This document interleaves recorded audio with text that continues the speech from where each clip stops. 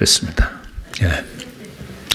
지난주에 얼마나 아쉬운지, 그렇게 잘하던 집사가 왜 그날따라 그렇게 앞에서 너무 리드하다가 이렇게 좀 방심한 게 아닌가, 이제 이런 생각도 들고, 보신 분들은 느끼셨겠지만, 비록 스포츠이지만 우리가 마치 인생의 축약판처럼 그 경기를 통해서도 많은 것을 우리가 배우게 되죠.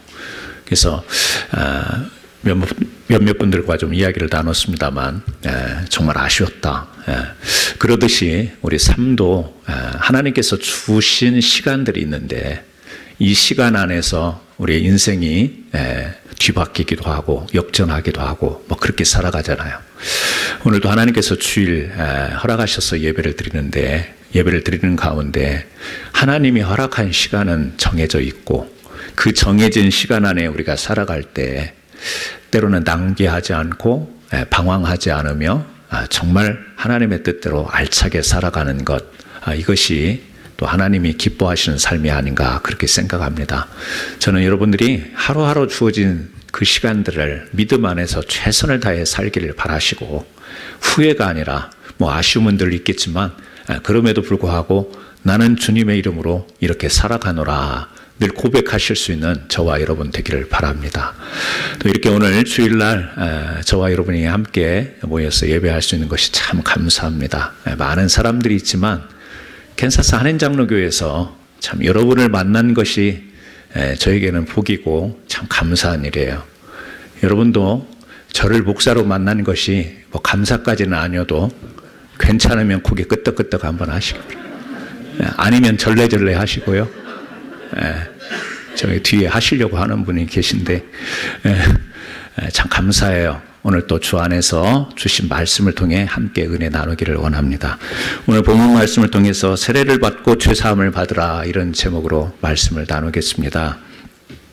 오늘은 세례에 대해서 말씀을 좀 나누려고 해요. 이미 여러분들은 아마 대부분 성도님들이 세례를 받으셨을 거예요.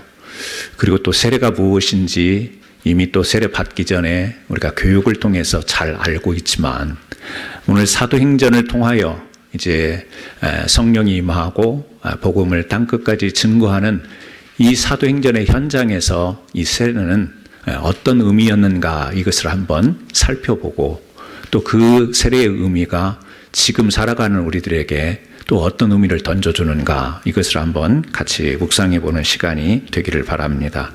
오늘 우리가 읽은 말씀은요, 이제 오순절 날이잖아요. 계속해서 오순절 날 성령이 임하고, 베드로가 수많은 이제 먼 데서 온 사람들입니다. 디아스포라죠. 유대인이지만 유대인의 혈통을 갖지만 이제 세계 전역에서 흩어져 사는 사람들이 모여서 절기를 지내려고 할 때 이제 일어서서 베드로가 설교하는 내용이에요.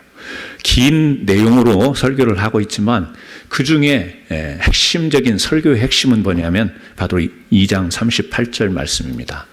베드로가 가로되 이르되 너희가 회개하여 각각 예수 그리스도의 이름으로 세례를 받고 죄사함을 받으라. 그리하면 성령을 선물로 받으리니. 그러면서 이어지는 말씀이 뭐냐면 주 하나님이 얼마든지 부르는 자들에게 하신 말씀이다. 그러면서 패역한 이 세대에서 구원을 받으라. 이렇게 지금 베드로는 설교를 하고 있습니다. 그러니까 이 말씀을 좀 요약하자면, 이미 요약된 말씀이기는 하지만 회개하고 예수 이름으로 세례를 받고 성령을 선물로 받아 구원받으라. 누구든지 지금 그런 이야기가 되겠죠. 여러분, 마태복음 28장을 기억하십니까? 예수님께서 이제 마지막 지상명령을 승천하시기 전에 제자들에게 명령하시는 그 말씀이 있습니다.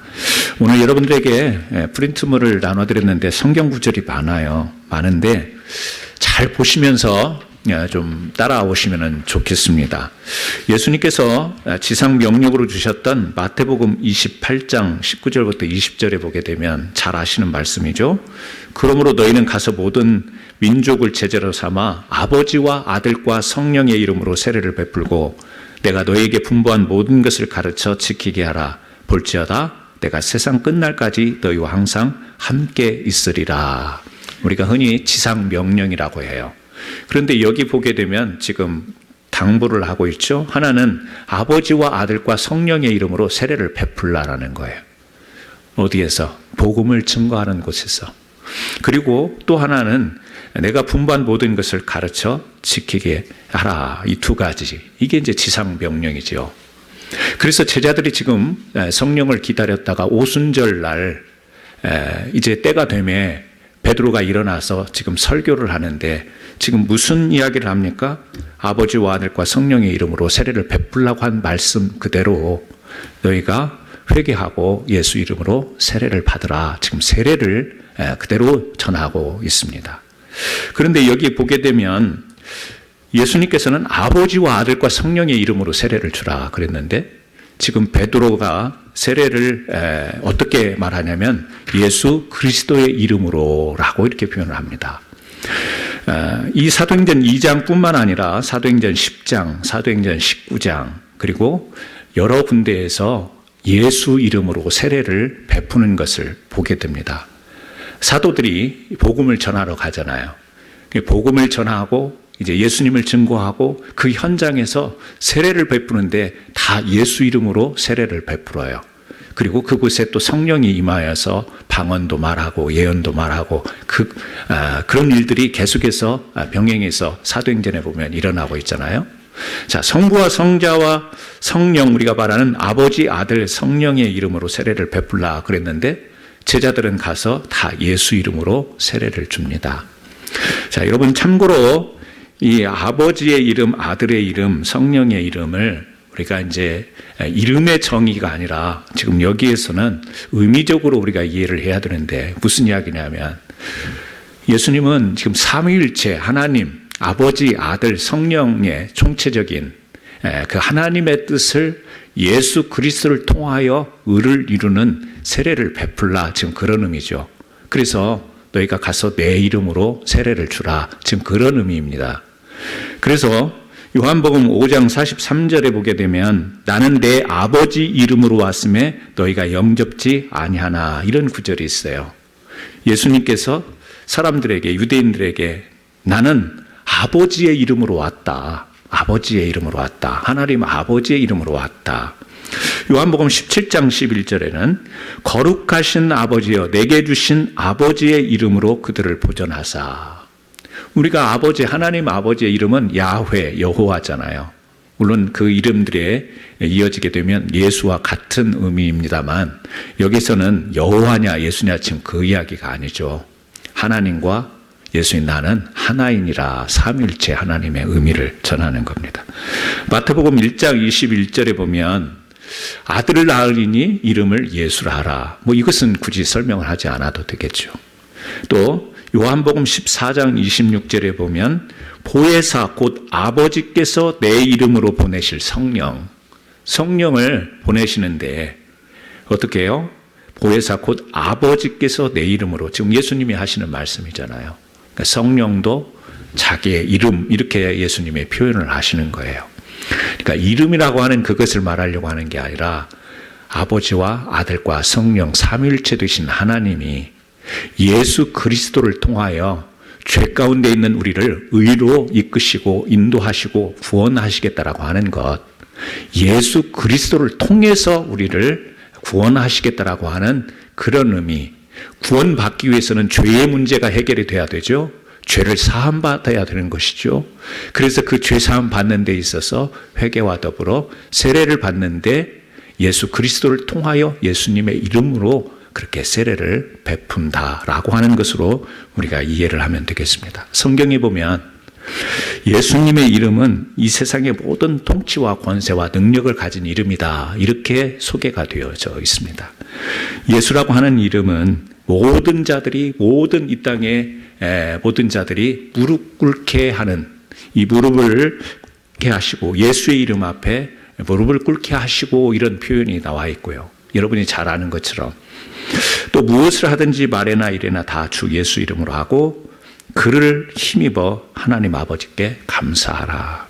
예수 이름의 권세를 부여하셨죠. 권세라고 하는 것은 신분이 가진 권력을 의미합니다. 그러니까 예수님에게 그 권세, 하늘의 권세, 땅의 권세를 부여하시고 그 권세, 힘과 능력으로 우리를 죄 가운데서 사해 주시는 이 복음으로 인도하시는 이 땅에서의 사역을 행하신 것. 그래서 여러분, 어떤 데는 아버지와 아들과 성령의 이름으로 세례를 주라고 하고, 사도행전을 봤더니 세례를 주는 곳마다 다 예수 이름으로 세례를 주더라. 이렇게 차이를 우리가 보게 되잖아요. 자, 이 의미를 여러분들이 이해하신다면, 예수 이름, 왜 예수 이름으로 세례를 줬는가를 이제 이해를 하시게 될 텐데요. 계속해서 사도행전을 보면 복음을 증거하는 것, 유대인이나 헬라인이나 이방인들에게 복음을 전하는 곳에 계속 세례받는 장면이 나와요.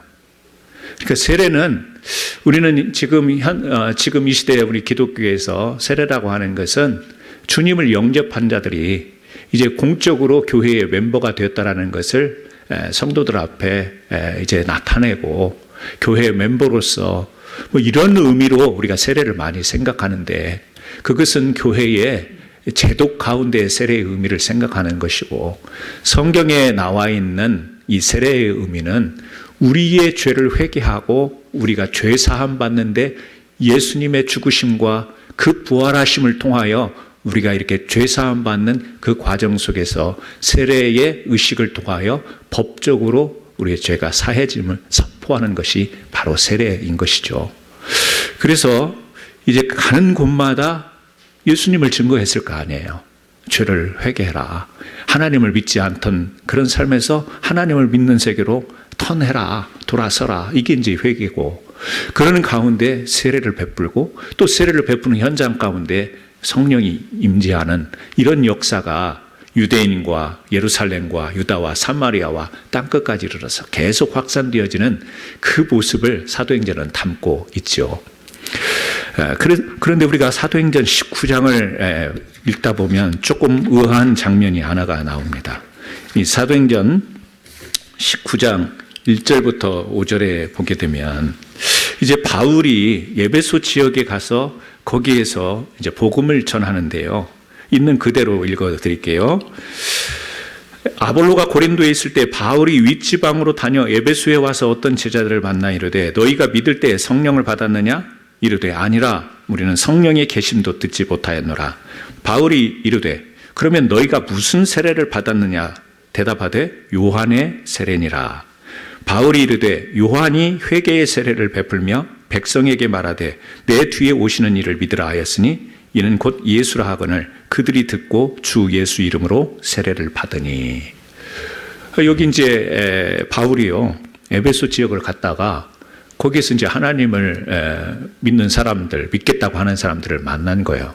그래서 대화를 나누다 보니까 이들이 어떤 세례를 받았냐면 요한의 세례를 받은 거예요.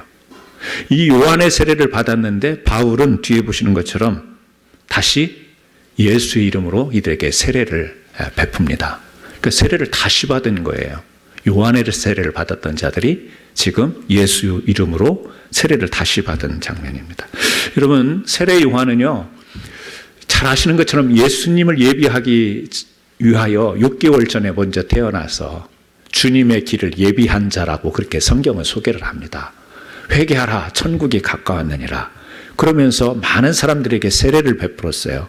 어떤 세례를 베풀었냐면 성경에 보니까 나는 너희로 회개케 하기 위하여 물로 세례를 주거니와. 마태복음 3장에 보면 그런 말씀이 나옵니다. 마가복음에도 보게 되면 세례 요한이 광야에 이르러 죄 사함을 받게 하는 회개의 세례를 전파하니. 세례 요한이 한 게 뭐냐면요, 회개의 세례를 베푼 거예요. 지금 마가복음에도 이야기하지만 세례 요한이 광야에 이르러 죄 사함을 받게 하는 회개의 세례를 전파했다. 그러면 예수님의 이름으로 사도들이 행했던 세례도 회개하고 너희가 예수 그리스도 이름으로 세례를 받고 죄 사함을 받으라, 그렇게 전했잖아요. 그러니까 요한이 말한 이 회개의 세례나 사도들이 전한 예수 그리스도 이름으로 세례를 주는 거나 다 목적은요, 회개하고 죄 사함 받는 거예요. 그런데 뭐가 차이점이 있죠? 요한이 세례를 베풀었을 때는 예수님이 이 땅에 계실 때, 사도들이 세례를 베풀 때는 이미 예수님이 죽으셨다가 부활하신 이후에 베푸는 세례. 그 차이점은 뭐냐면 이 요한의 세례는 하나님께 돌아오라 이런 좀 넓은 의미의 회개를 의미했다면 사도들이 전하는 것은 구체적으로 예수님이 우리 죄를 싸게 하여 죽으시고 부활하신 분이다. 이 내용이 포함이 되어 있는 세례가 바로 예수 그리스도의 이름의 세례. 그러니까 회개를 통한 부르심은 맞지만 요한은 바로 예수 그리스도 이름으로 세례를 베푸는 것을 미리 모형적으로 보여준 세례다. 구약에 보면 어떤 표현이 구약에 그 이스라엘 백성들이 그 애굽에서 나와 홍해를 건너 광야로 나가잖아요. 그것을 뭐라고 소개를 했냐면 세례다 이렇게 표현을 해요. 이스라엘 백성이 애굽에서 나와 홍해 바다를 건넌 것을 성경은 세례라고 이렇게 표현하는데 여러분 그게 세례입니까? 모형으로 그림자로 구약에서 세례가 어떤 것인가? 바로 애굽에서 죄악된 그 죄의 권세 아래 놓였던 삶에서 건져냄을 받는다. 그런 의미로서 모형으로서 그 홍해 바다의 건넌 사건을 세례라고 표현을 성경에 하고 있잖아요. 그런 것처럼 세례 요한은 바로 예수님을 통하여서 죽음과 부활을 통하여서 우리가 구속함을 받는 그 세례를 모형적으로 먼저 보여주는 거예요. 회개하고 죄를 사함받는 세례는 세례인데 바로 그 모형으로. 그래서 마태복음 11장 13절에 보면 이런 말씀이 나와요. 모든 선지자와 율법이 예언한 것은 요한까지니라. 여러분 이 말을 우리는 그냥 넘어가는데요. 모든 선지자와 율법이 예언한 것은 요한까지니 이 말은 무슨 말이냐면 구약의 율법 다시 좀 쉽게 이야기한다면 구약에 적용되어지는 것은 요한까지다. 지금 그런 이야기예요. 요한은 우리 신약 성경에서 만나잖아요. 그런데 구약의 율법과 선지자들이 전하는 것은 구약에 예언한 말씀들인데 그게 어디까지? 요한에까지. 그러니까 이 말로 이해를 한다면 요한까지는 구약으로 우리가 이해를 해야 되는구나 이렇게 생각을 할 수 있는데 여러분 우리는 신약 그러면 마태, 마가, 누가, 요한복음으로부터 신약 성경이 시작이 되니까 신약이라고 생각하지만 엄밀하게 우리가 구약과 신약을 나눌 수 있는 기준은 뭐냐면 예수님이 십자가에 돌아가실 때 그 성소 지성소 안의 휘장 아무나 들어갈 수 없고 대제사장만 들어갈 수 있어서 하나님의 임재를 받았던 그 지성소에 들어가는데 가로막혔던 휘장이 쫙 찢기는 사건 기억나시죠? 그 휘장이 찢기는 때로부터 여러분 우리는 엄밀한 의미에서 신약으로 봐야 되는 것이죠. 그러니까 지금은 성경의 분류로 구약과 신약으로 우리가 보고 있지만 이 하나님께서 역사를 이루어 가시는 과정으로 보면 새로운 은혜 시대, 새로운 약속의 시대는 바로 예수님이 십자가에 돌아가 죽으심으로 지성소의 휘장이 우리 모든 만민에게 열리는 이때를 우리가 신약의 시점으로 봐야 된다고 한다면 요한이 예수님이 계실 동안에 이렇게 회개 세례를 미리 좀 예비적으로 선포한 것은 어떻게 보면 구약적으로 율법이라고 하는 것, 구약의 사건들을 이렇게 우형으로 보여주는 것이다. 우리가 그렇게 이해를 한다면 요한의 세례와 예수 이름의 세례 똑같은 죄사함을 받는 세례라고 했는데 어떤 차이가 있는가에 대한 우리가 이해를 우리가 할 수 있겠죠. 율법이라고 하는 것은요 약도와 같은 거예요. 약도.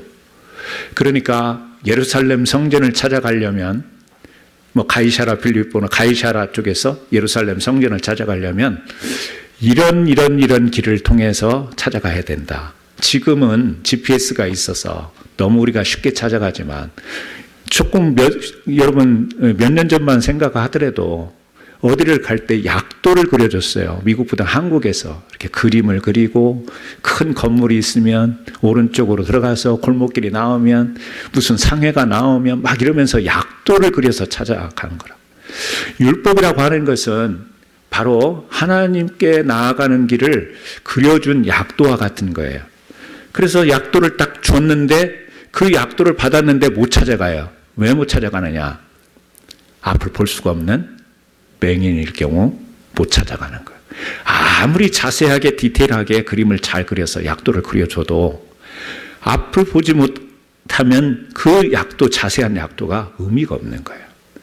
자, 이스라엘 백성들이 그랬으며 이 땅의 사람들이 앞을 못 보는, 율법으로 하나님의 뜻과 하나님의 나라와 하나님의 의를 잘 율법을 통해서 주었지만 이 눈이 어두운 백성들은 이것을 알아보지 못한 거예요.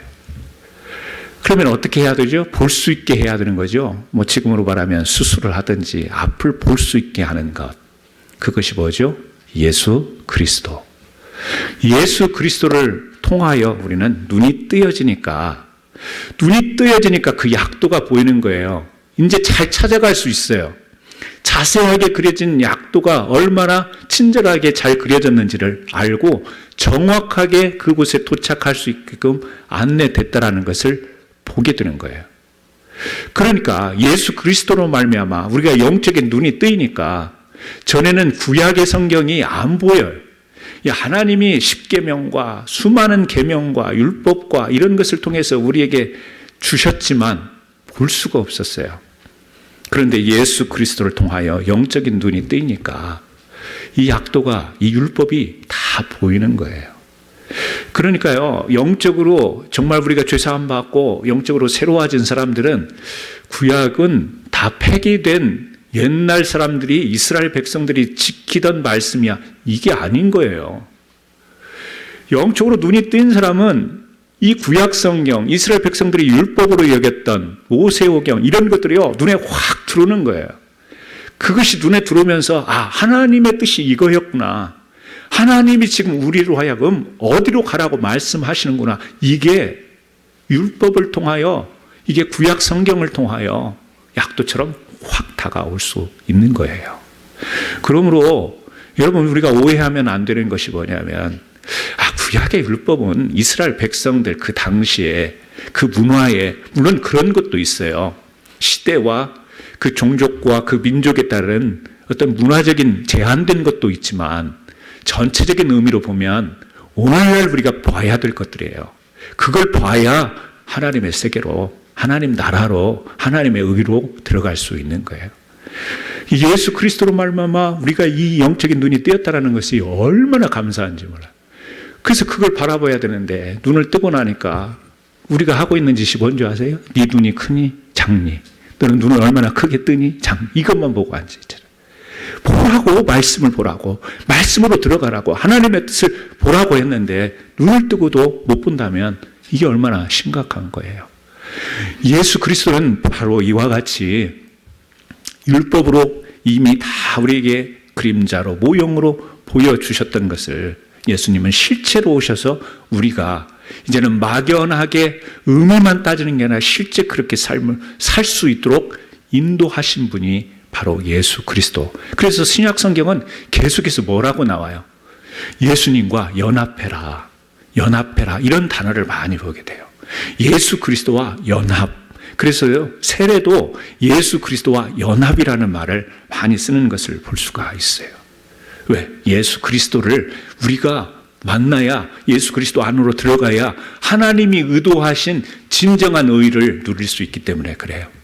예수님이 세례 요한에게 세례를 받으러 가요.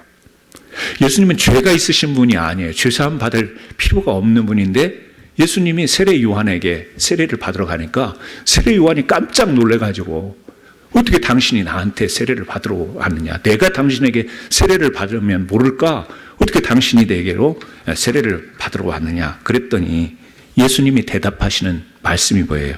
마태복음 3장 15절에 예수께서 대답하여 이르시되 이제 허락하라.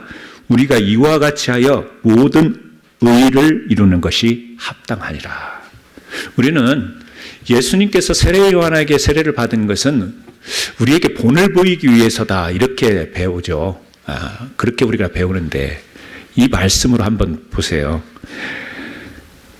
허락하라. 우리가 이와 같이 하여 모든 의를 이루는 것이 합당하다. 본을 보이려고 하는 의미도 있겠지만 의를 이루는 것. 예수님이 세례 요한에게 세례를 받은 것은, 회개의 세례를 베풀던 세례 요한에게 세례를 받은 것은 하나님의 의를 이루기 위함이다. 그러니까 예수님 자신이 우리에 대하여 의로움으로 우리를 구원하실 수 있는, 구속하실 수 있는 그분으로 이 땅에 오셨는데 당신이 먼저 그것을 나타내는 거죠. 뭐라는 거? 내가 이 땅에서 낳은 지 8일 만에 할례를 받은 것도 하나님의 뜻을 이루기 위한 의로움에 참여하는 것이고, 내가 이렇게 세례를 받는 것도 하나님이 뜻하신 바를 이루려고 하는, 하나님의 의를 이루려고 하는 것이다 라는 것을 지금 나타내기 위해서 세례를 받으신 거예요. 예수님은 친히 자기가 세례를 받고 또 한 번 세례에 관한 말씀을 하세요. 신약성경에서. 그게 뭐냐면 마가복음 10장 38절에서 40절의 말씀인데요. 이제 두 제자와 함께 대화하는 내용이에요. 예수께서 이르시되 너희는 너희가 구하는 것을 너희가 알지 못하는도다. 내가 마시는 잔을 너희가 마실 수 있으며 내가 받는 세례를 너희가 받을 수 있느냐. 지금 예수님이 붙잡혀서 고난받고 십자가에 매달리기 직전에 지금 두 제자와 함께 대화하는 거예요. 그러면서 무슨 이야기를 하냐면 내가 마시는 잔을 너 마실 수 있어? 내가 받는 세례를 너희들이 받을 수 있어? 지금 그 이야기입니다. 그랬더니 이 제자들이 그들이 말하되 할 수 있나이다. 주님이 마시는 잔 내가 마실 수 있고 주님이 받는 세례를 내가 받을 수 있습니다. 지금 그렇게 대답을 한 거예요. 예수께서 이르시되 너희는 내가 받는 잔을 마시며 내가 받는 세례를 받으려니와. 여기는요, 이미 예수님이 세례를 받으셨잖아요. 세례 요나게. 근데 여기서는 뭐라고 하냐면 내가 받는 세례, 앞으로 다가올 세례예요. 받을 세례예요. 그건 뭐죠? 바로 예수님의 고난과 십자가에서의 죽으심을 세례로 표현을 한 거예요. 내가 앞으로 이제 붙잡혀서 고난받고 고초를 당하며 십자가에 매달려 죽게 되는데 너희가 그렇게 할 수 있어? 지금 그 질문을 뭐라고 표현하냐면 세례라고 그렇게 표현을 합니다. 예수님이 죽으셔야 부활하시죠. 죽으시고 부활하셔서 다시 살아나셔서 우리의 죄를 이제 사해 주실 수 있는 이 구속함, 이것이 뭐예요? 하나님의 의 아니겠어요? 우리에 대하여 하나님이 의를 베푸시는가? 우리가 의로울 수가 없으니까. 바로 예수님이 죽으시고 부활하심으로 말미암아 우리를 의롭게 하실 수 있는 그 내용이 바로 지금 내가 받는 세례라는 표현을 통해서 설명을 하고 있는 겁니다. 그러니까 예수님의 죽으심과 부활이 뭐라는 거예요? 세례라는 이야기예요. 그래서 바울은 고린도전서 15장에 복음이 무엇인가를 우리에게 전하고 있어요.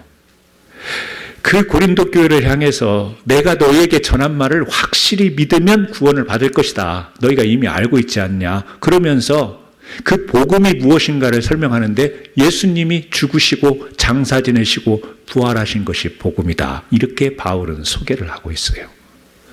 여러분, 예수님이 죽고 장사 지내시고 부활하신 것은 알겠는데 그게 왜 복음일까라고 할 때 여러분 이 의미를 이제 좀 더 가까이 가서 이해를 하시겠죠?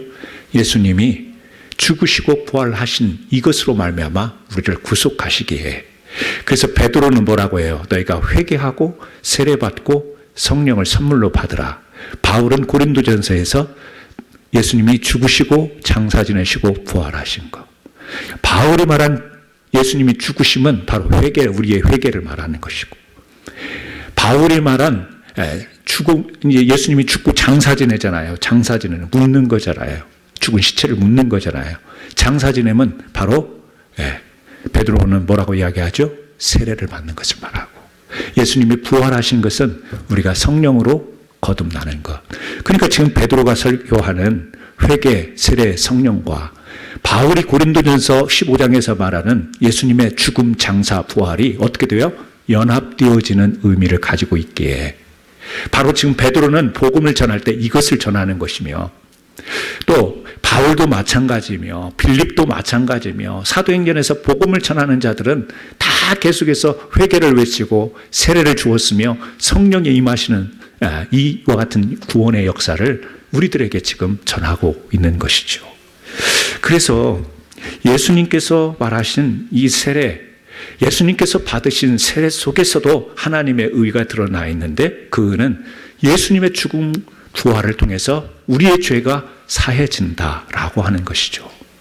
이미 여러분은 다 죄사함을 받고 이제 새 생명 얻어 참된 귀한 믿음의 삶을 살아가는 귀한 성도님들인데, 우리가 복음을 전한다고 할 때 무엇을 전해야 되는가를 우리는 좀 부연 설명이 필요하겠지만 핵심적인 내용은 이것을 우리는 전해야 되는 것이죠. 그래서 골로새서 2장 12절에 그런 이야기를 합니다. 골로새서 2장 12절, 너희가 세례로 그리스도와 함께 장사되고 또 죽은 자들 가운데서 그를 일으키신 하나님의 역사를 믿음으로 말미암아 그 안에서 함께 일으키심을 받았느니라. 이게 세례의 의미예요. 그리스도와 함께 장사되고, 죽어서 묻히는 게 장사잖아요. 장사 치르잖아요. 장례 치르잖아요. 죽어야 장례를 치르는 거죠. 죽지 않았는데 여러분 장사 지내면 그건 생매장이죠. 회개하지 않았는데 세례를 주는 것은 생매장이죠. 회개해서 이 죄에 대하여 돌이킴과 내 자아가 죽을 때, 그리고 예수 그리스도를 나의 구주로 받아들일 때, 그때 우리가 세례를 행할 때 하나님은 그 세례라고 하는 그것을 통하여 우리를 법적으로 죄를 사해 주신다, 이렇게 말씀을 하는 거죠. 그래서 베드로전서 3장 21절에 보니까요, 이런 말씀 있잖아요. 물은 예수 그리스도의 부활하심으로 말미암아 이제 너희를 구원하는 표니 곧 세례다. 물은 예수 그리스도의 부활하심으로 말미암아, 물은 그냥이 아니고요, 그냥 물이 아니라 예수 그리스도의 부활하심으로 말미암아 이제 너희를 구원하는 표니 곧 세례다. 세례가 뭐라고요? 구원의 표라고 이야기를 해요. 그러니까 이제 많은 사람들이 여기서 아니 세례가 구원의 표라고 하는데 세례를 안 받으면 구원을 못 받는다라는 이야기인가? 이제 이런 질문들이 나오게 되죠. 여러분, 상표와 상품은 같아요, 틀려요? 네, 상표와 상품은 같을까요, 틀릴까요? 틀리죠. 우리나라의 LG, 삼성, 또 스포츠웨어의 나이키 이런 거 있는데요. 상표가 있고요, 상품이 있어요. 상품에 상표가 붙죠. 왜?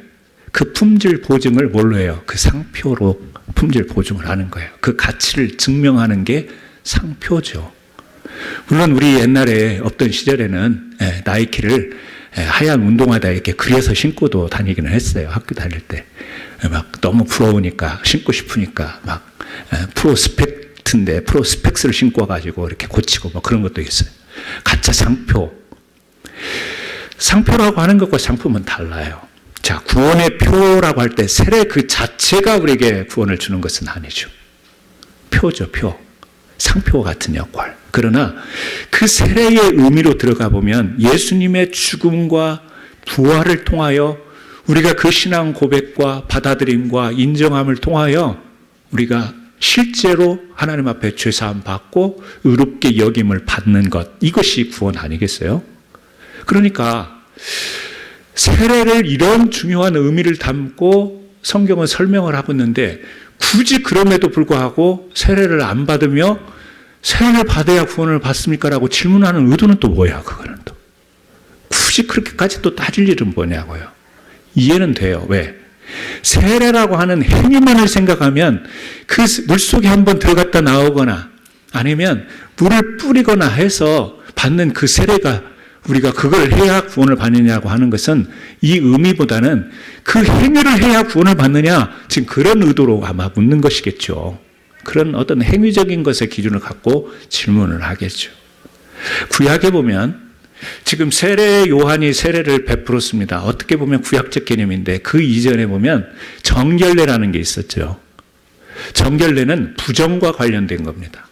이스라엘 백성들이 뭘 하다가 조금 이렇게 팔에서 피만 조금 흘려도 그것은 부정하다 여겨서 격리를 하고, 또 제사장 앞에 가서 물로 씻거나 아니면은 물을 뿌림을 받아서 이제는 정결하다 이렇게 인정을 받아야 제사도 드릴 수 있고 이 공동체 안에 나타날 수가 있었어요. 정결례라고 했죠. 씻고 뿌리고 하는 것. 어찌 보면 세례의 또 원천적인 모형일 수 있습니다. 그런데 그것은요, 계속해서 부정할 때마다 해야 됐던 거예요. 세례는 이제 한 번 하는 것이잖아요. 근데 그런 부정의 의미를 정결하려고 하는 의식이 아니고, 이 죄가, 우리의 가지고 있는 죄가 우리 스스로 해결할 수 없는데 예수 그리스도를 통하여 그분이 실제로 이 땅에 오셔서 우리의 죄를 담당하시고 십자가에 돌아가시고, 또 그러나 그 가운데서 부활하셔서 우리의 생명의 의를 가져다 주시는 그분, 그 중보자의 역할로 인하여 우리가 하나님의 구원에 참여하게 됐다라는 것을 우리가 인정할 때 세례를 받는 것이니, 세례를 받아야 구원을 받는다라는 이야기입니까? 이런 질문보다는 하나님의 말씀의 의도를 알고 내가 순복하는 것.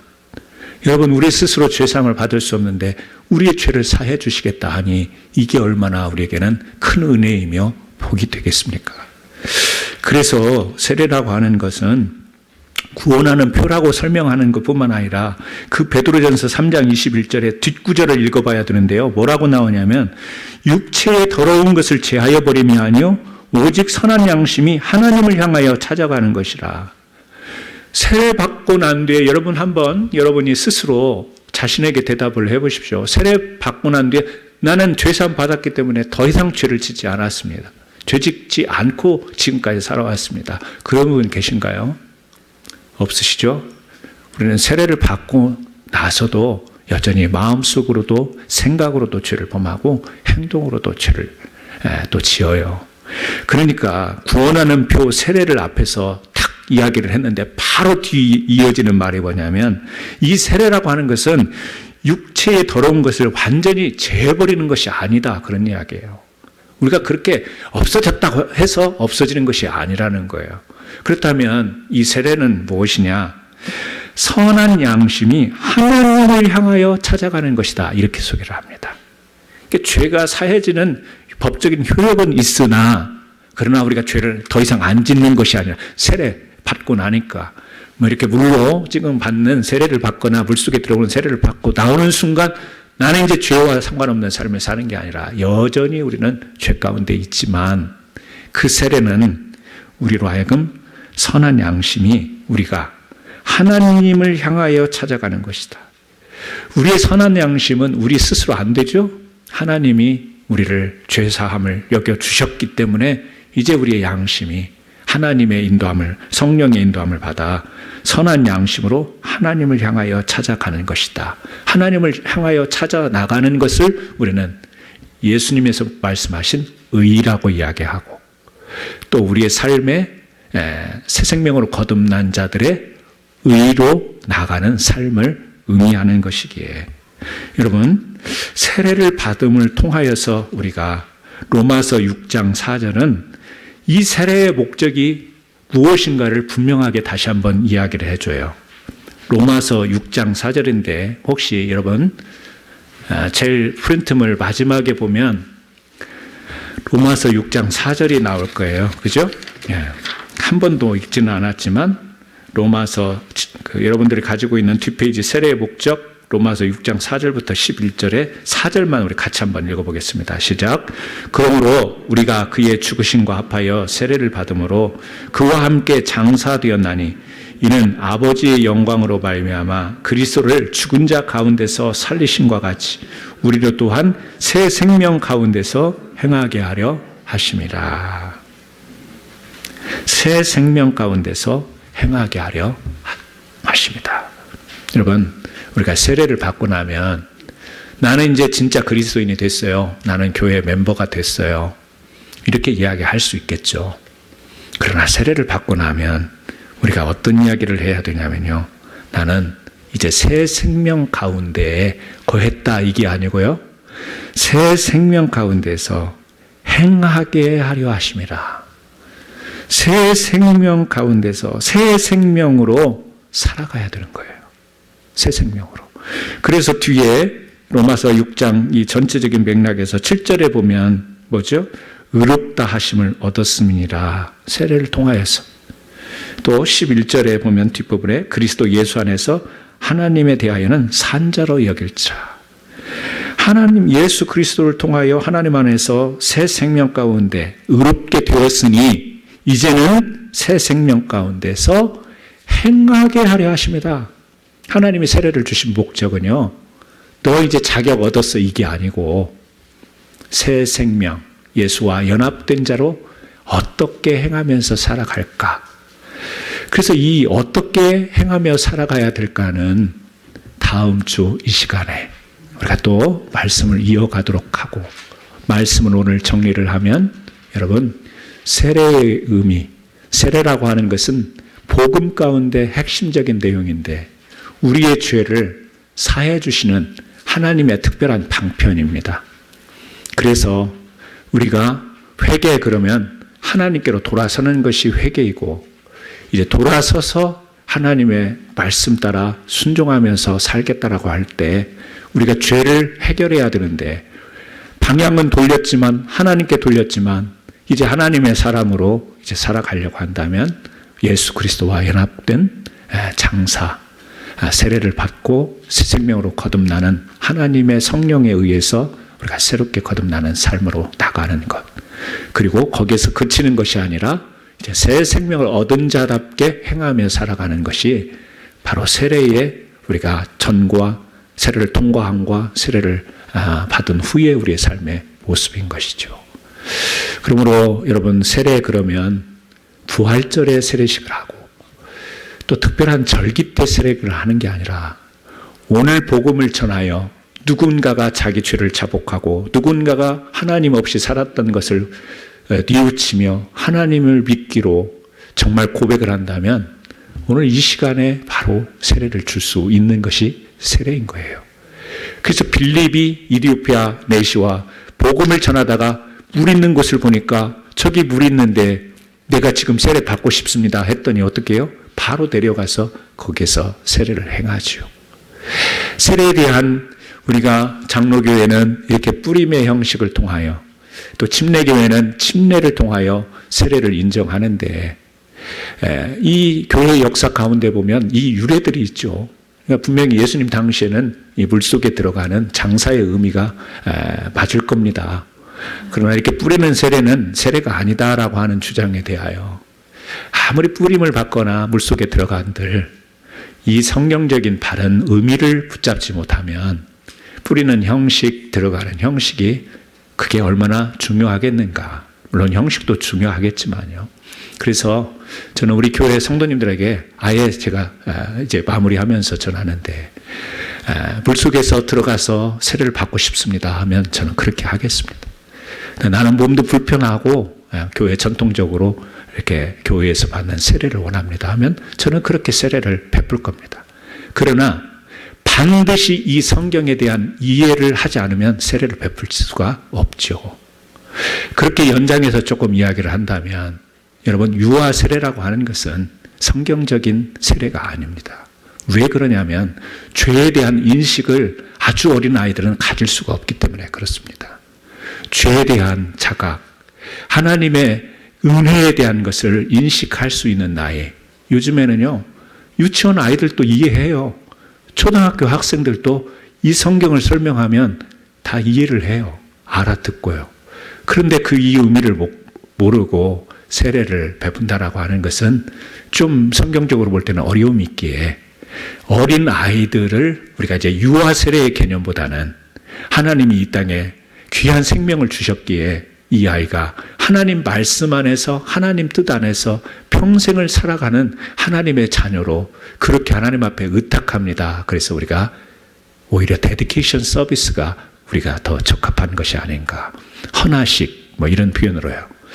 뭐 교단마다 좀 견해가 다르고 또 목회자마다 견해가 다르지만, 저는 좀 우리가 성경적으로 들어갔을 때 성경에 가까운 해석을 통하여 우리가 이해하는 것이 맞겠다 싶어서 좀 첨가로 말씀드린 것이니 그거에 대한 어떤 논란 가지고 우리가 뭐 시비할 것은 아닐 것 같고요. 그래서 저는 오늘 여러분들이 세례를 잘 이해를 하시기를 바라고, 어떤 분들은 또 그래요. 목사님, 내가 옛날에 세례의 의미를 모르고 세례를 받았습니다. 교회 갔더니 막 세례 받으라고 해서 받았습니다. 그런 분들도 계시고요. 세례를 다시 받고 싶습니다. 그런 분들도 계세요. 그런 분들은 저와 함께 상의를 하시죠. 상의를 하셔서 상의를 하시고 세례를 받으셨는데 굳이 저는 그렇습니다. 그때 좀 모르고 했더라도 지금 내용을 알았으니 그 세례의 의미를 하나님께서 우리를 그렇게 모든 것이 여겨주시는 거 아니겠어요? 하나님께서 내가 그걸 해야, 그렇게 해야 받고 이렇게 하면 틀렸고가 아니라 하나님이 다 여겨주시는 거기에 그때는 내가 좀 이해를 못하고 받았다 할지라도 지금 깨닫고 이것이 복음이구나 한다면 하나님이 여겨주시지 않을까. 제가 100% 그냥 딱 단언하지는 못하지만 그러지 않을까 생각을 하고요. 지난번에 우리 성지순례 가셨던 성도님들, 장로님들, 권사님들은요, 요단강에서 흰 가운을 우리가 쌓입고 거기서 제가 세례를 했어요. 그러니까 요단강에서. 사실 더러운 물인데 우리는 너무 신령하게만 생각해가지고 그냥 풍덩풍덩 들어가긴 했는데요. 그 기념 세례로 했습니다. 그냥 예수님 현장 계시던 현장에서 이미 다 세례를 받고 세례의 의미를 알지만 기념하고 싶어서 그렇게 세례를 한 건데 그거 가지고 누가 시비 거느시는 분은 없겠죠. 그런 세례도 있었다라는 것을 말씀을 드리고, 아무튼 저와 여러분이 정말 새 생명 얻은 자로서 참 복음의 증인으로서 살아가기를 예수님의 이름으로 축원합니다. 같이 한번 기도 드리시겠습니다. 이 시간 기도하실 때에 하나님, 그렇습니다. 우리가 죄 가운데서 우리 스스로 구원을 이룰 수 없는데 바로 예수 그리스도 이 땅에 오시고 죽으시고 부활하심으로 이렇게 새로운 믿음의 사람으로 살아갈 수 있음이 감사하고 어디서나 항상 하나님의 사람처럼 살아갈 수 있는 은혜를 주옵소서. 우리 짧지만 같이 한번 기도합니다. 하나님 아버지 감사합니다. 오늘도 우리를 사랑하여 주셔서 참된 복음의 말씀, 하나님의 말씀 앞에 우리가 세례에 관하여 말씀을 나누었습니다.